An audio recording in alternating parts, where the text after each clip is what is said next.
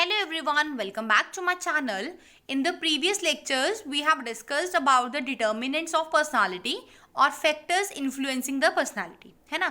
Basically हमारे four factors थे: biological, environmental, psychological and situational.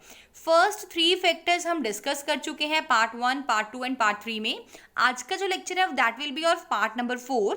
आज हम discuss करने वाले हैं situational factors. ठीक है, चलो, अगर आपने अभी तक ये तीनों पार्ट्स नहीं देखे हैं तो पहले आप इन सबको देखिए, तभी आपको आज का लेक्चर क्लियरली समझ आएगा, है ना. तो आज का लेक्चर देखो क्या है, सिचुएशनल एनवायरनमेंट या फिर हम बोल सकते हैं सिचुएशनल फैक्टर्स. सिचुएशनल एनवायरनमेंट और सिचुएशनल फैक्टर्स क्या होते हैं. देखो, कई बार ना आपने देखा होगा कि कोई पर्सन हर तरह से मतलब कंप्लीट है, उसमें हर तरह के फीचर्स हैं, हर तरह की क्वालिटीज़ हैं. लाइक अगर हम बात करें इंटेलिजेंस की, इंटेलिजेंस भी अच्छा लेवल है. फिजिक की बात करें, फिजिक भी बहुत अच्छा है. ठीक है, अगर हम बात करें मतलब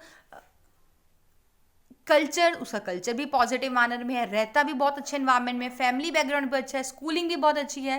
बट जब वो जॉब के लिए अप्लाई करता है तो उसे जॉब नहीं मिलती है. तो यहाँ पर हम ये तो नहीं कह सकते ना कि इस पर्सन की पर्सनालिटी अच्छी नहीं है. पर्सनालिटी तो हमें दिख रही है कि बहुत अच्छी है. तो हो सकता है ना कि कोई पर्टिकुलर सिचुएशन ऐसी हो जिसके कारण he is not able to get the job और ही इज़ नॉट सेलेक्टेड, है ना. तो आपके जब पर्सनालिटी को अफेक्ट करती है ना, तो कई बार सिचुएशंस भी अफेक्ट करती हैं. आप पर्सनालिटी वाइज बहुत अच्छे होते हैं, नो डाउट, बट स्टिल आपको जॉब्स नहीं मिलती या आप जो भी आप टारगेट है वो अचीव नहीं कर पाते हो, है ना. तो इसका मेन रीजन होता है सिचुएशनल फैक्टर, जो कि हम आमतौर पर उस चीज़ को ज़्यादा ध्यान नहीं देते हैं, है ना. तो सिचुएशनल फैक्टर और we can say situational environment भी आपके पर्सनालिटी को बहुत ज़्यादा इम्पैक्ट करता है. ठीक है, चलो एक बार देखते हैं क्या कहते हैं. The story of the formulation of personality begins with biological और हेरिडिटी फैक्टर्स. जब हमने पर्सनालिटी के डिटर्मिनेंट्स पढ़े थे ना, तो सबसे पहला डिटर्मिनेंट था आपका बायोलॉजिकल, राइट. उसके बाद ये स्टोरी आपकी आगे बढ़ती गई तो आपको फेस करने पड़े कुछ एनवायरमेंटल फैक्टर्स. ठीक है, जैसे आपका फैमिली बैकग्राउंड कैसा है, सोशल, कल्चरल, इन सब इन्फ्लुएंसेस के बारे में आपको पढ़ना पड़ा, क्योंकि ये भी कॉन्ट्रीब्यूट करते हैं आपकी पर्सनालिटी को डेवलप करने में, राइट.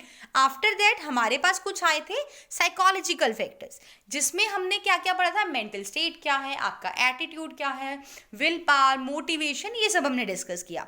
ठीक है, तो अब कहते हैं कि undoubtedly all these factors are tremendously important. No doubt, हम कुछ भी डाउट नहीं कर सकते हैं कि ये फैक्टर इंपॉर्टेंट नहीं है, ये फैक्टर नहीं है.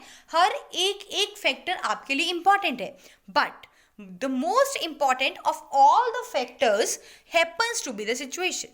अब देखो, कई बार होता है ना, हम नॉर्मली बोलते हैं कि किसी पर्टिकुलर जॉब के लिए आपको इतनी हाइट रिक्वायर्ड है ना, आपका वेट इतने से कम या इतने से ज़्यादा नहीं होना चाहिए, जैसे आप आर्मी की बात करें. बट स्टिल क्या 100% है जो उनकी एज क्राइटेरिया है, जो आपका वेट हाइट क्राइटेरिया है, उससे जो मतलब रिक्वायर्ड को फुलफिल कर रहे हैं, तो क्या सबकी सिलेक्शन हो जाती है? Of course no. तो कुछ ना कुछ किसी पर्टिकुलर पर्सन की कुछ सिचुएशंस ही तो होती हैं जिसके कारण वो सिलेक्टेड नहीं हो पाते हैं. ठीक है, तो यही कहा गया है, situation is the chief factor in the development of an individual. Generally we find that some particular person is successful in a particular situation while he does not get any success in some other situation. एक ही person same qualities के साथ किसी किसी situation में तो वो success हो जाता है, same person with same qualities किसी और सिचुएशन में वो फेल हो जाता है. ठीक है, तो ये सारा खेल किस चीज का है, सिचुएशंस का. ठीक है, why does it happen? Here in this case, a situation can overweigh the other factors helping in the formation of personality. For example, a person is complete with all the factors except that in a company he does not get a job of his taste. देखो, एक person है, उसके अंदर हर तरह की quality है. ठीक है, जैसा भी रिक्वायरमेंट्स थी सारी क्वालिटीज़ हैं उसके अंदर, बट स्टिल वो जॉब नहीं उसे मिल रही है उसके अपने टेस्ट के अकॉर्डिंग. जो पोजीशन, जो स्टेटस वो चाहता था अपनी उस पर्टिकुलर कंपनी में, उसे वो नहीं मिल पा रहा है. ठीक है, such a situation would certainly dishearten him, making him look like a useless individual. तो उस पर्टिकुलर सिचुएशन में उसे ऐसा लगता है कि I am a useless person, है ना, कि मेरे सारी क्वालिटीज़ होने के बावजूद भी हमें पर्टिकुलरली जॉब नहीं मिल रही as per your test. But ऐसा नहीं होता, that is due to some situations. ठीक है, if we glance at the history of this person, he should have been a successful person. अगर हम उस पर्सन का पास्ट देखें ना, तो वो बहुत ही ज़्यादा सक्सेसफुल पर्सन है, ठीक है। अब हम सिर्फ और सिर्फ उसको जॉब ना मिलने के कारण हम उसे अनसक्सेसफुल नहीं बोल सकते। Hence we can look at the personality separating it from the situation. देखो, कई बार ऐसा देखा जाता है कि सेम हम स्टूडेंट्स की बात करते हैं, ठीक है। एक स्टूडेंट क्लास 1 से लेके ग्रेड 10 तक, ठीक है, टॉप करता आ रहा है, नो डाउट।